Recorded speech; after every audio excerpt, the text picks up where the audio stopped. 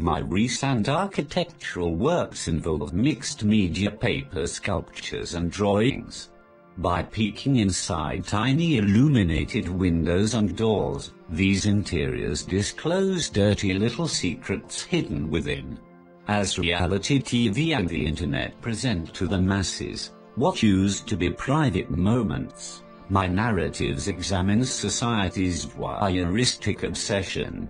In this sculpture entitled ABC Sat, a little red schoolhouse crushes a doll with only the legs visible. Peering inside this structure exposes a teacher presenting test prep to a baby in a high chair while both wearing gas masks.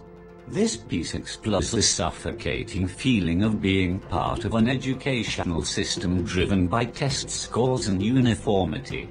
Working as an educator has had a profound effect on my work, from my choice of subject matter to my choice of medium. Built predominantly from newspapers, my sculptures contain the very stories and headlines addressed in my subject matter. Constructed from cardboard boxes and other recycled materials, these earth-friendly structures are then covered with carefully selected written passages from newspapers using a papier-mâché technique. When paint is applied during the final step, visual memories of these written words are lost. And yet somehow their memories still resonate in the completed work. Home Computer, as seen here, examines how we communicate today and the effects of media on the written and spoken word. Inside we find a family of 4 sitting at their dinner table working on their computers. The tradition of real personal human connections that took place during dinner conversations are replaced here by the current trend of antisocial internet interactions. A lobster trap, an old wooden school desk, a baby's high chair and a metal church offering stand are just a few examples of my carefully selected sculpture stands.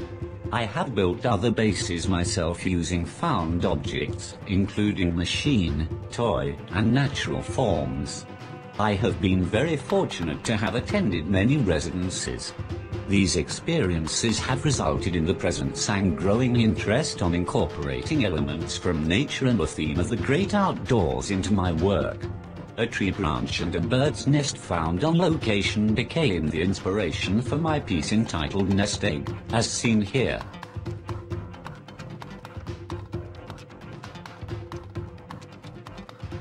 During another residency, I was greeted each day by deer outside my door. I was horrified to find out that it was hunting season, and as long as they stayed by my studio building, these sweet creatures were in jeopardy.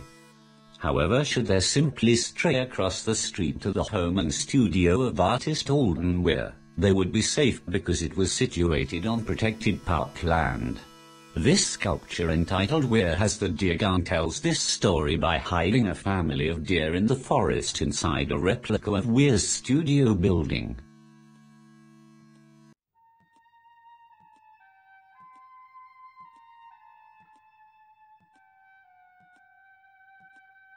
During a residency in Spain, I began to create my first large-scale mixed media drawings. This was an excellent alternative method to express my ideas without having to deal with the impossible logistics of shipping my sculptures and materials. This new technique was born also after observing people interact with my sculptures. Some people stood back and looked at them merely as architectural models, never peeking inside them to see the bigger picture. Even the internal illumination and darkened gallery space didn't entice some of them.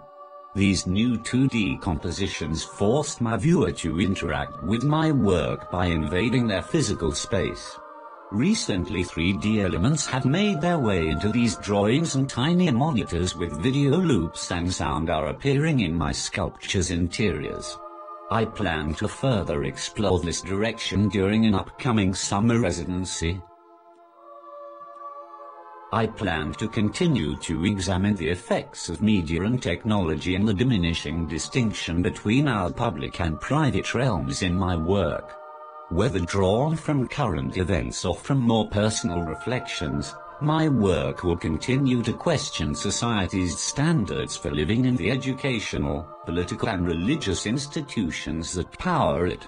Like a child whose inquisitive nature constantly reaches for answers, my work also explores the whys,